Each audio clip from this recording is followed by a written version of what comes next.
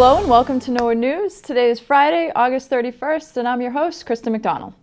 The Norwood Fire Department is going through big changes this week. Chief Tony Greeley is set to retire at the end of the week after serving this town for over 2 decades. Chief Greeley started as an entry-level firefighter, EMT, and worked his way through the ranks, eventually becoming chief of the Norwood Fire Department. Before his retirement begins, he would like to thank the town of Norwood. I wanted to take this opportunity this morning to thank you, the community, the Board of Selectmen, the FinCom, my peers at the Town Hall, my colleagues here at the Fire Department and the Police Department, my colleagues from NCM, and just say thank you. Thank you for everything that you've given me, the opportunity that you've given me, the town, as a young man at 23 years old, coming into the Fire Department, and now at 56 years old, heading out the door and into retirement. It's been a great ride. I've enjoyed every step of the way, whether I was an entry-level firefighter, EMT, whether I was a shift lieutenant for 20 years, a fire prevention officer, and certainly as your chief. I just couldn't have really drawn it up any better than it had happened. We have a great group of people here at the Fire Department that I had the privilege of leading for the last almost 6 years. And working with NCM, or previously NPA, I enjoyed all of that. Working with Tom Cummings on the Tom Cummings Show, working with Michael on different initiatives and that we did, and all the filming that we did. But it's time for me to I say sign off and say so long. And I really enjoyed every second of it, and I wish the best for our community every day. And I just wanted to say thank you one last time, and so long. Thank you very, very much. No, thank you, Chief. We appreciate what you've done for the town over the past 2 decades, and we wish you good health and happiness in your retirement. The month of August has been a busy one for Norwood. General Manager Tony Mazzucco gives us his monthly report and a look at what's to come in September. So it was a great summer here in Norwood, and as summer comes to a close, that means that both our Concerts on the Common series comes to an end, the Carillon concerts, and Summerfest all come to an end. All went very well this summer. A lot of fun was had by a lot of folks. Our shower project at the rec center has finally finished, so we have new showers installed in the men's shower room at the Civic. The pools will close on August 31st. It was another great summer for both our pools, and we had record-breaking numbers at both pools. The Plimpton Press building has come down. For anyone who's driven around Lenox Street or driven around downtown has seen that building is finally down, and new construction will start there very soon. We had a power outage this past summer, and this was a first for the Norwood Light Department. A small snake actually got into one of the stations and caused the power outage. So we've often had squirrels and other little critters cause power outages, but it was our first time where a snake actually caused a power outage. So that's a first for the Light Department. And Town Hall was busy all month with Facilities Committee meetings and Budget Balancing Committee meetings, and those are continuing into September as we gear up for next year's budget season. So it was a great summer, and it was a great August that closed out. We have a lot of interesting stuff coming up in September. First and foremost is Norwood Day coming up the first weekend in September. In addition to Norwood Day, our Trails Committee has some shirts that you might be able to win in a raffle at their booth on Norwood Day, and they of course say you can take a hike in Norwood. We also have very important, the swearing in of George Maurice, our next fire chief. That'll be Tuesday, September 4th at 11 o'clock for anyone who has a chance to make it. It's open to the entire public to come in and swear in the next chief of the Norwood Fire Department. So we're looking forward to a busy September and closing out the rest of the summer. Thanks, Tony. We're excited for fall in Norwood. You may have noticed the repaving project on Nickel Street this past week. Director of the DPW, Mark Ryan, fills us in on the timeline and details. Hi everyone, Mark Ryan here. I'm out on Nickel Street in front of the Norwood High School. We're doing some road work, and this has been a project ongoing for a couple of weeks now. A few weeks back, you might have remembered we were out here replacing some old water services to each house in anticipation of paving. After we did the water service work, we put down new granite curbing out here where there wasn't granite curbing, reset some of the existing old granite curbing, and then put in some nice new cement concrete sidewalks. The phase we're operating on today is called cold planing, and what that involves is the contractor comes through and shaves off the top 1.5 inches of asphalt on the roadway. This is in anticipation of paving. So this operation will take most of today. They'll sweep it up and have it ready for paving, which will happen tomorrow. They'll be out here paving the roadway, one of those nice hot days, perfect day to pave. And then by the weekend, we'll have the pavement markings put down, roadway striped and ready for school, which starts next week. hopefully we'll see you soon on some other projects around Norwood. Thanks for the update, and we'll hear from Mark later in the show about how to properly sort your recycling. We'll be right back after this break to find out how the Recreation Department and Light Department dealt with this week's extreme heat and for this week's Living Local.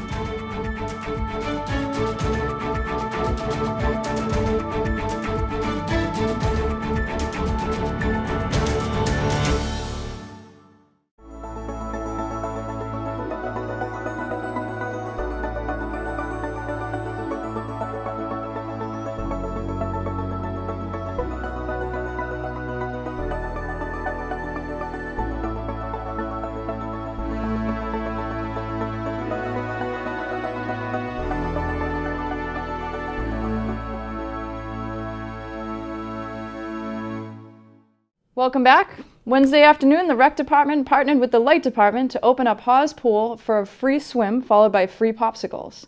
The afternoon cool-down was a wallet-friendly treat for Norwood residents on the 95-degree day and available to non-residents for $6 per person. Rec Department Director Travis Farley tells us it was important to offer non-residents the chance to cool down as well as Norwood's own. We're trying to keep the residents cool on this very, very, very hot day, give them a chance to get in here, get cool.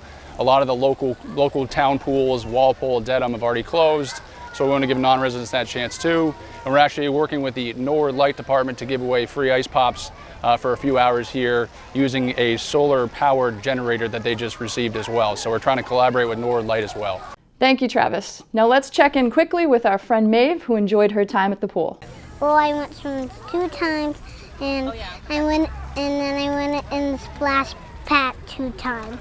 Thanks for the recap, Maeve. And a special thanks goes out to the Light Department who provided popsicles for all, and those were kept frozen in a completely solar-powered freezer. All puns intended, I don't think it gets any cooler than that. On this week's edition of Living Local, Mike Maloof catches up with the real estate agents Michelle and Jerry Mullen to learn some helpful hints to improve your home's value.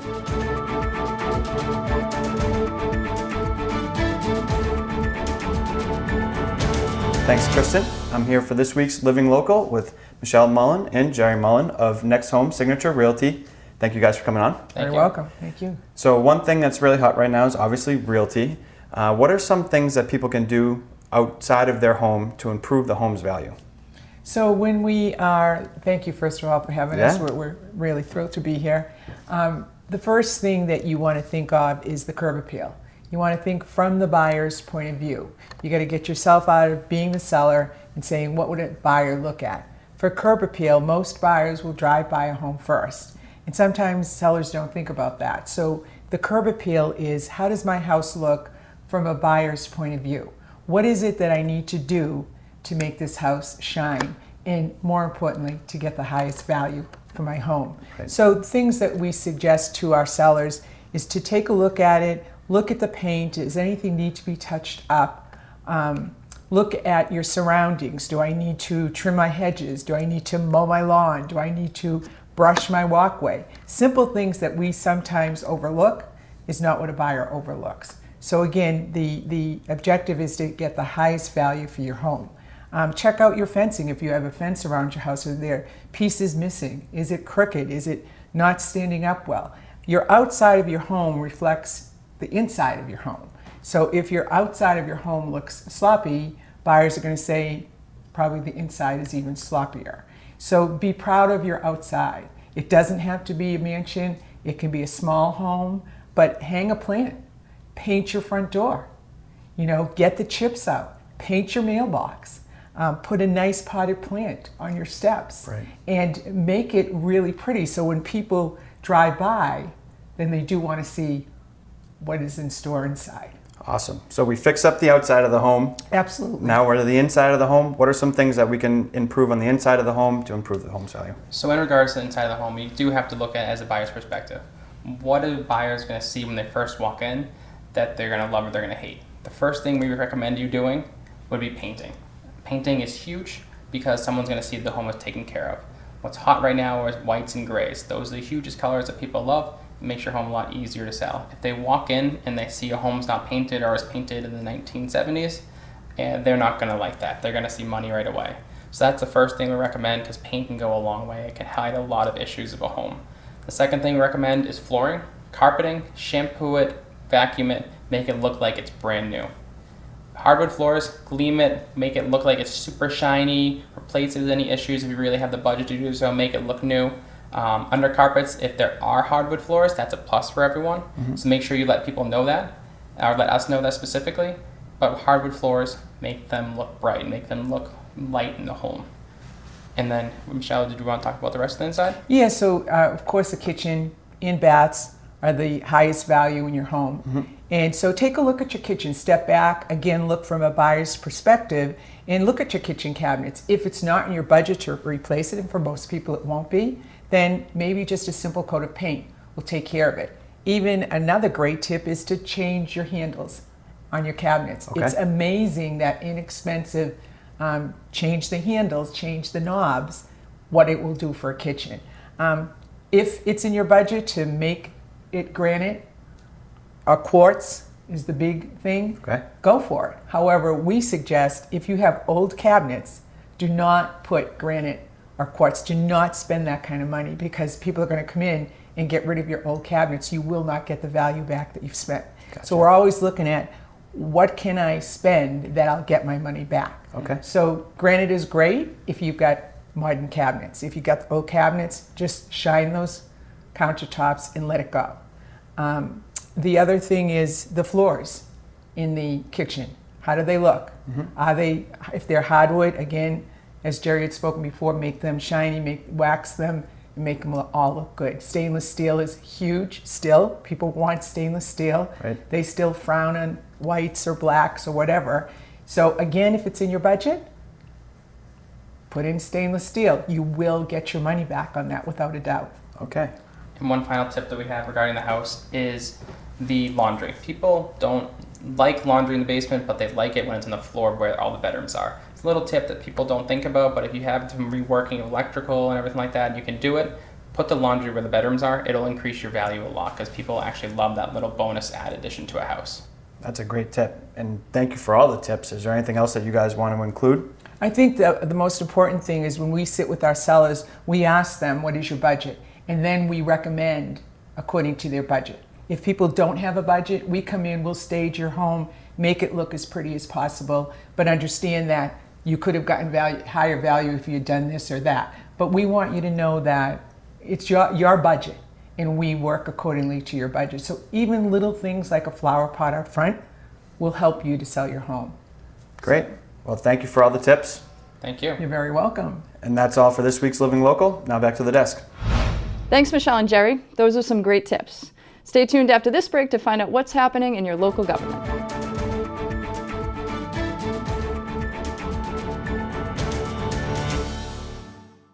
Stop by the Norwood Memorial Library and check out magazines, newspapers, DVDs, and of course, books. The library also offers a variety of services, including passport renewal, a notary, and tutoring, with multiple different meeting rooms which can be booked for your convenience. Take advantage of online digital resources and get assistance with all of your research needs. Kids can enjoy the children's room stocked with books and toys. There are also a variety of programs for children and adults. And if you can't make it into the library can come to you with home delivery. The library is open Monday through Thursday, 9 a.m. to 9 p.m., and on Fridays from 10 a.m. to 5 p.m. To learn more, go to www.norwoodlibrary.org. Welcome back to Norwood News. The Budget Balancing Committee held this week's only meeting on Monday night. Committee members began by continuing discussions about projections to meet level services over the next 5 years. They then moved on to a presentation on teacher salaries compared to other towns. School committee members Mayev Bodenhofer and Maura Smith commented on how low the salaries appear when held up to neighboring school districts. We know that if we aren't competitive salary-wise with neighboring districts, we will lose teachers and we will incur all the expense of hiring and training people on a revolving basis. I think it was 10 that we had 1 year where I think it was 10 that we lost to Dover. I mean, which is, you know, it makes sense. It's a higher paying district. But I think that is something to look at. And not saying that we need to go and jump up to the yellows, but I think to the point of exactly like you asked earlier today, 80% of our budget is staff. So looking at where we're at, and I think what these show are that we're in the hunt on the lower end, but in the hunt. We're not astronomically different than neighboring districts and Abrams report districts and things of that nature. There were then discussions regarding capital planning and the impacts of an override. Town accountant Tom McQuaid presented the tax increase that residents and commercial entities might see should the override take place. So what this shows for a $5 million override is that the residential people would be paying 2.8 million of it, and commercial would be paying 2.2 million. And then you can see there the average house assessment is $435,303. So a $5 million override would be a $330 per year increase. Members will continue gathering information about these impacts and will present them at their next meeting. To watch complete government coverage, tune into the NCM Government Channel or watch it on demand at norwoodcommunitymedia.org.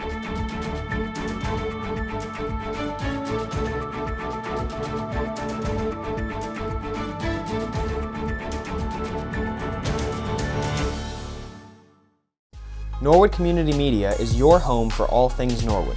NCM delivers your local news, original programs, and information across multiple platforms. From the comfort of your living room or out on the road, stay connected to Norwood and watch NCM live from wherever, whenever.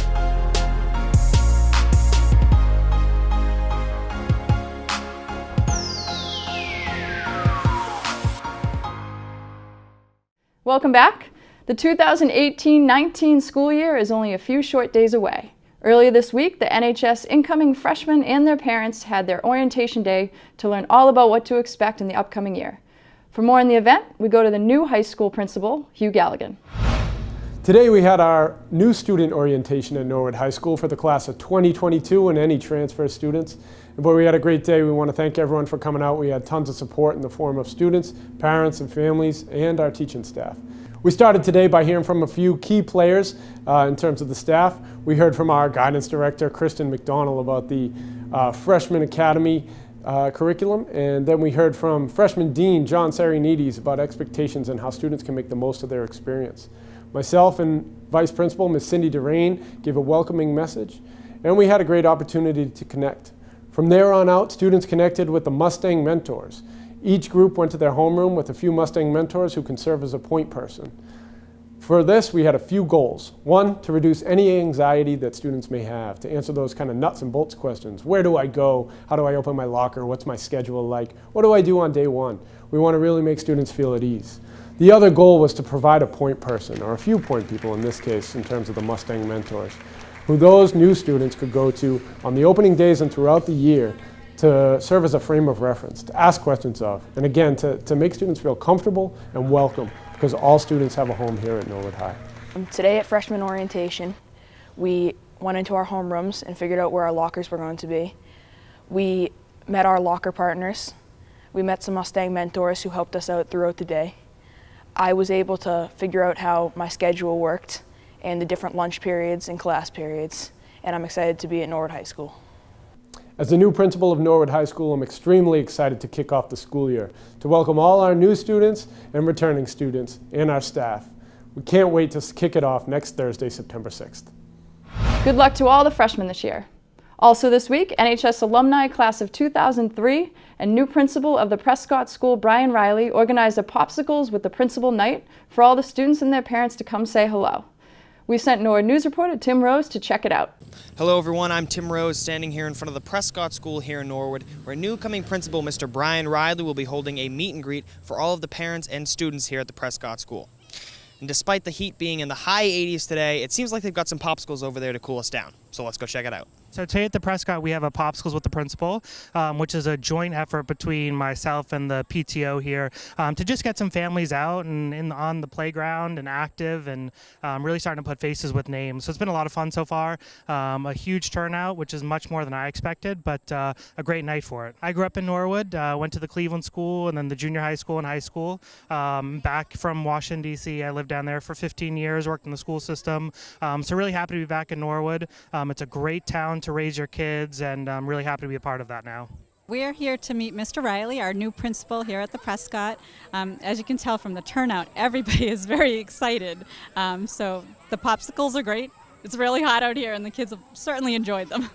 Yes, so I know he grew up in Norwood, and when he came for his interview, when we met the candidates for the position, he was very excited to be back in Norwood, and you could sense that he wants to be here. He wants to make it great. He wants to keep the great things that are going and make it even better. Yeah, I'm excited about the new school year. I think once the kids come back, things start to come alive and people start to get excited about the school year. And so I'm more excited than anything else and waiting for those kids to come back next Thursday. And that is going to wrap it up for today's meet and greet here at the Prescott School. Despite the heat, there was a huge turnout, and it seems like everyone's really excited for Mr. Riley to be joining the Norwood educational staff. Reporting for Norwood Community Media, I'm Tim Rose.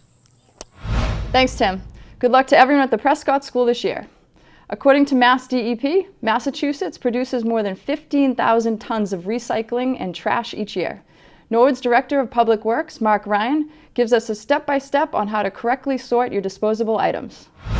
Hi everyone, Mark Ryan here from the Public Works Department to talk about a little bit about recycling, how we can help you become a better recycler, and in turn, being a better recycler saves the town money.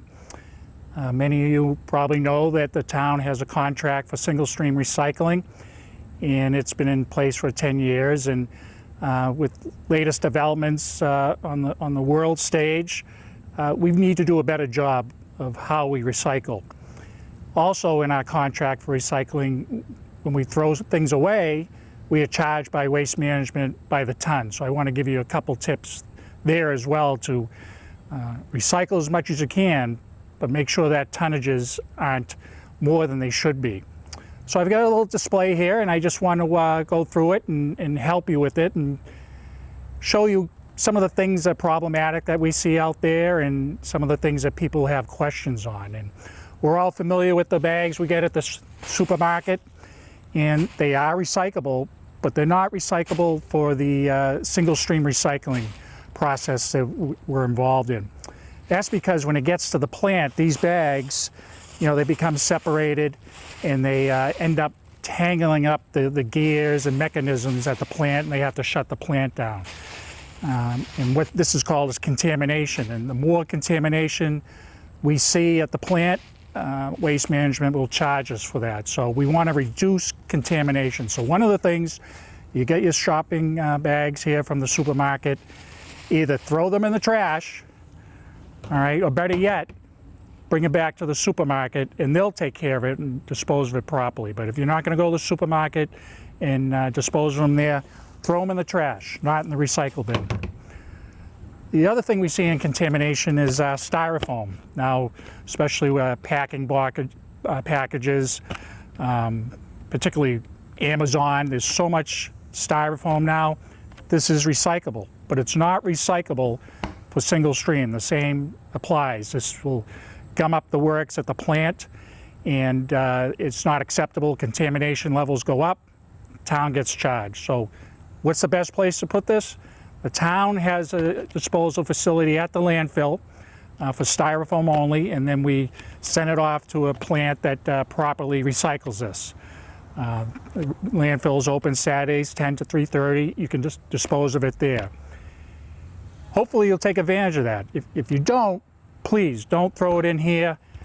Styrofoam, put it in the trash. Containers. All right, one of the things we see, a couple things going on with containers is the contamination. So when you have a container, in this case milk, when you're finished with it, rinse it out. Okay, we don't want the liquid spilling onto the cardboard that's in the single stream, onto the paper, because that'll contaminate it and then that paper and cardboard's useless.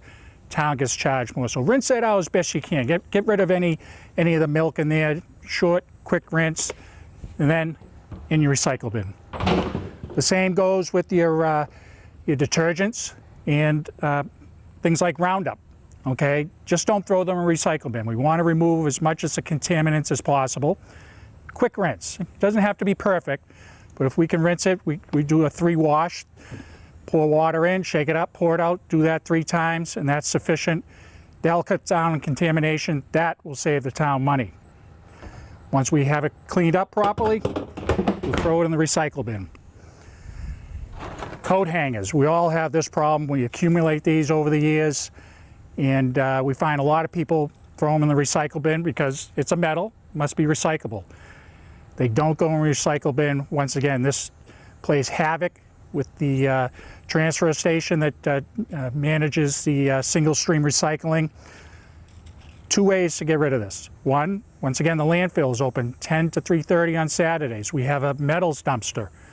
We throw these in the metals dumpster, town gets income for that. Okay, so that's the best place to put it. Or you go back to your dry cleaner and say, will you take these back? Many of them will. And then the third option is just throw it in the trash. We prefer the first options of going to the landfill or back to your dry cleaner. One of the things we see a lot in the contamination issue is this is a salsa bottle, tomato paste or spaghetti sauce.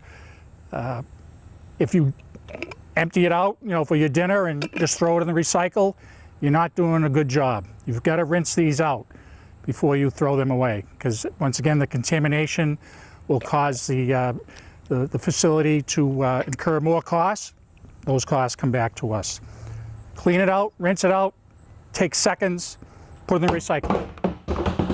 Pizza boxes are a big issue.